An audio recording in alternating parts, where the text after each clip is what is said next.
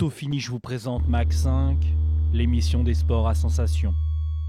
L'émission Mach 5, c'est un peu comme un bon bol d'air frais. Alors on inspire profondément et on y va.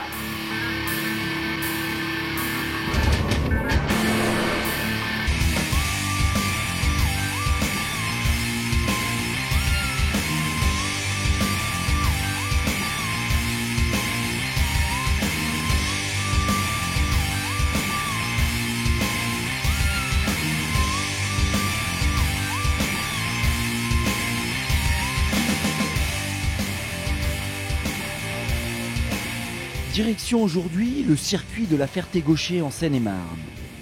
Tout simplement le plus grand circuit d'Île-de-France, véritable écrin des loisirs mécaniques.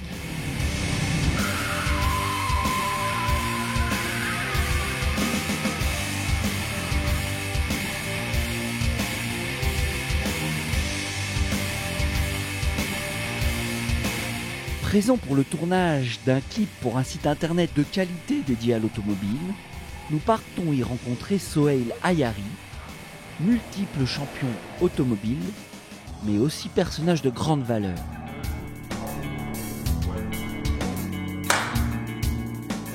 Je suis né, je suis savoyard, je suis né à Aix-les-Bains.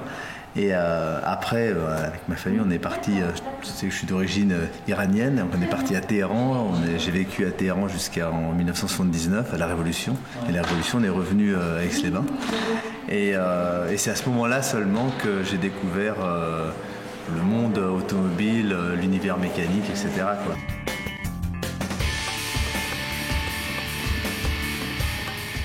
Des débuts en kart remarqués pour Soheil, qui s'investit déjà beaucoup dans un sport qu'il affectionne tout particulièrement.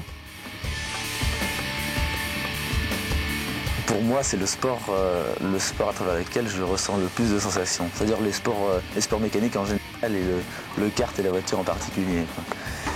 Et c'est un peu l'envie de se faire peur, c'est un peu l'envie d'aller vite, de battre les autres, parce que ça reste une compétition d'hommes aussi, hein. Et c'est tout ça qui me motive et tout ça que j'aime, quoi. En fait, j'ai commencé, on va dire, mon sparring partner principal, c'était mon grand frère. Voilà, moi, je voulais tout faire comme mon grand frère, c'était un peu mon idole.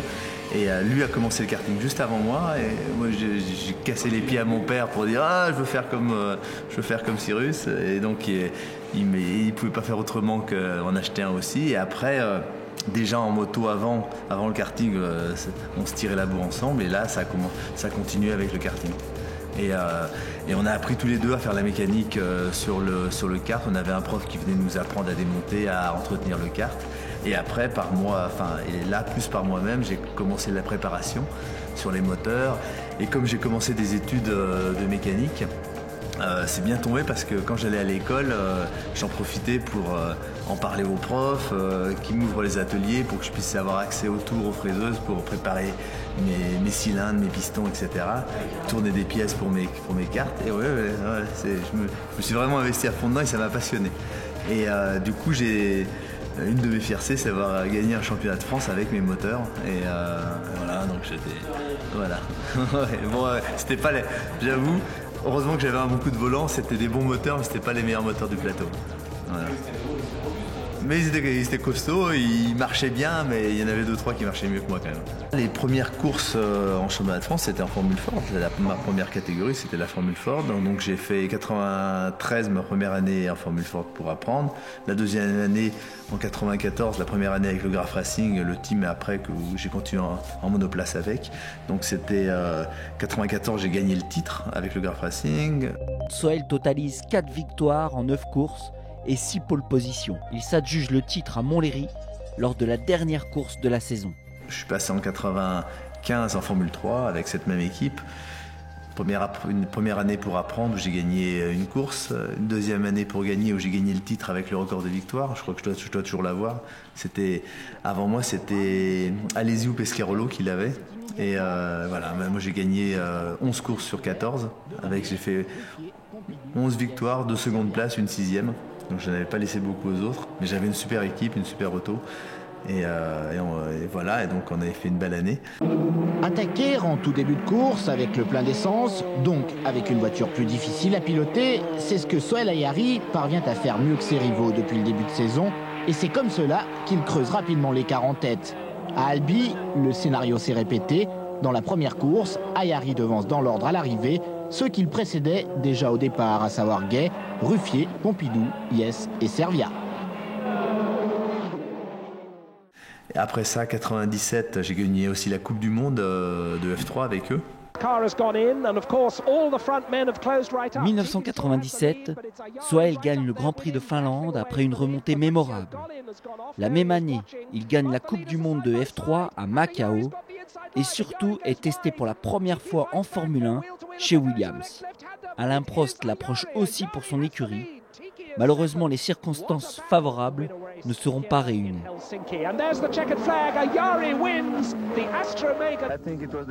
J'ai commencé en Formule 3000, j'ai gagné ma première course. 98, encore Formule 3000, encore une course gagnée.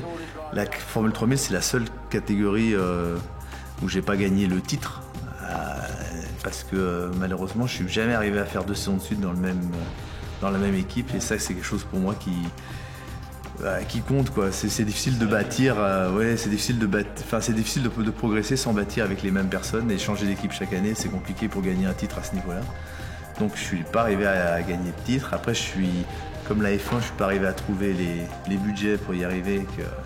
Malgré le fait que à ce moment-là, je me présentais avec un des plus beaux palmarès, je crois qu'on devait être 3 ou 4 avec un palmarès proche du mien. Il devait y avoir Montoya, Hetfeld, Trulli et moi. Et bon, du coup, de pas être allé en F1, bien sûr. Quel pilote pourrait dire non, bien sûr, je regrette. Après, je suis pas amer parce que c'est pas sur les résultats que je suis pas arrivé. C'est parce que j'ai pas trouvé le financement ou les contacts nécessaires à le faire. Et moi, ce que je voulais être, c'est un pilote, c'était pas un marketeur. Enfin, je veux dire, je suis pas.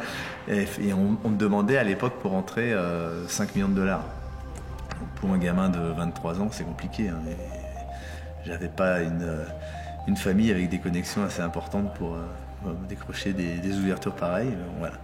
Donc, j'ai une proposition de Peugeot pour rouler en super tourisme. Du coup, j'ai accepté et j'ai commencé en super tourisme. J'ai fait 2002, 2003, 2004, 2005, pilote officiel avec Peugeot. J'ai gagné, sur ces 4 années, j'ai gagné 3 fois le titre, une fois 4e. Bon, c'était une bonne période aussi pour moi. Et après, j'ai continué en grand tourisme, où on a gagné encore 2 fois le titre en 2 championnats de France.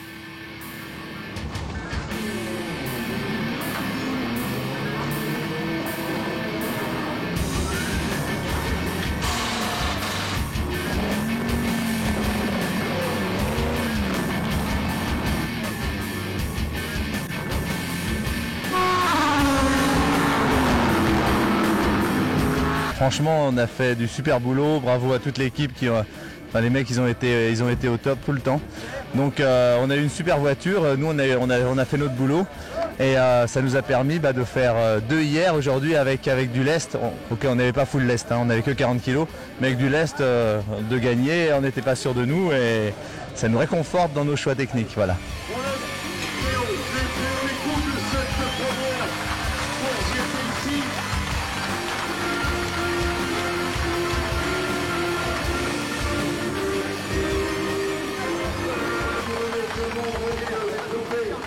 J'ai toujours passé pour un attaquant, une tête brûlée. La période de monoplace, j'ai eu quand même pas mal l'étiquette attaquant, quoi, parce que en plus c'est plutôt dans mon tempérament et c'est aussi pour ça que j'aimais plus Senna que Prost, quoi. Mais moi j'ai toujours aimé le défi, la bagarre, enfin, c'est vraiment quelque chose qui me passionne dans la course auto et qui me passionne dans la course circuit. Moi, j'ai plutôt choisi le circuit que le rallye parce que le peloton, c'est quelque chose qui m'excite énormément. Enfin, je trouve que quand on est au départ d'une course dans le peloton, il y a une émotion qu'on peut retrouver rarement ailleurs. peut-être dans les sports d'équipe, au rugby ou je sais pas, quelque chose mais l'impression de partir au combat et d'avoir ses rivaux à côté de soi, c'est vraiment quelque chose d'excitant. Moi, c'est quelque chose qui me challenge pas mal. Après, en étant au point avec sa technique de pilotage et en étant complet ou quasi imprenable, enfin, je veux dire, il faut être sur la crête au niveau des pilotes, sinon on ne peut pas prétendre à la victoire. Et après, en étant sûr de ça, quoi. Donc sûr de soi, et donc parce que dans un peloton, il y a vraiment une vraie rivalité entre les pilotes. Si vous partez, si on prend le départ en craignant un autre pilote, c'est sûr que ça le fera pas. Donc il faut être sûr de soi et être sûr de gagner. Il y a une part de chance aussi. Oh, ça, il y a toujours. La chance, la réussite, ça fait toujours partie du résultat. On peut pas gagner une course si on est poissard. Non, il faut un minimum. La chance, ça tourne. Il y a des moments où on a la guigne, où rien ne marche, et des moments où, au contraire, une sorte de baraka, où même quand on fait des petites conneries, ça passe, et à la fin, on gagne le championnat. Mais moi, j'ai pas mal de dans ma carrière, moi, j'ai pas mal d'histoires qui me font penser ça. Il y a des fois où j'ai été impeccable et où on ne sait pas par quel hasard tout s'est emboîté de travers et à la fin on n'a pas gagné. Et des fois où j'ai pas été impeccable et où à la fin j'ai gagné quand même, où j'étais quasiment le premier surpris. Donc ça tourne, il faut se dire que quand c'est pas le moment viendra, quoi. Moi, les prochains défis, c'est les championnats qui viennent pour moi l'année prochaine. Donc on est en train de discuter, mais j'espère le championnat de France, j'espère aussi un championnat d'Europe GT, et j'aimerais bien aussi encore les courses phares en proto, les 24 heures du Mans, et peut-être la saison WEC comme j'ai fait cette année. Et si je marche bien là-dedans, déjà, je serai quelqu'un de comblé.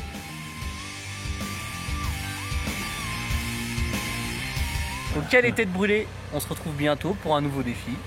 Et moi, j'ai quelque chose à apprendre.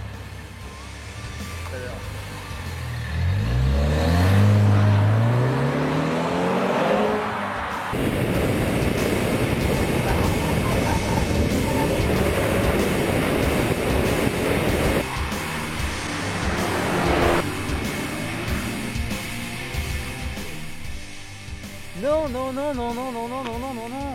On ne bouge pas. Moi, je fais du sport auto parce que aussi j'aime le risque. Je sais que c'est une partie inhérente du métier. Et après, moi, j'ai toujours accepté de payer, quand on joue, voilà, où on gagne, où on perd, mais il faut accepter de pouvoir perdre de temps en temps. Quand on parle de la vie, c'est pas de temps en temps. J'espère que ça ira jamais, mais en tout cas, c'est quelque chose qui peut arriver. C'est quelque chose qu'on peut pas occulter.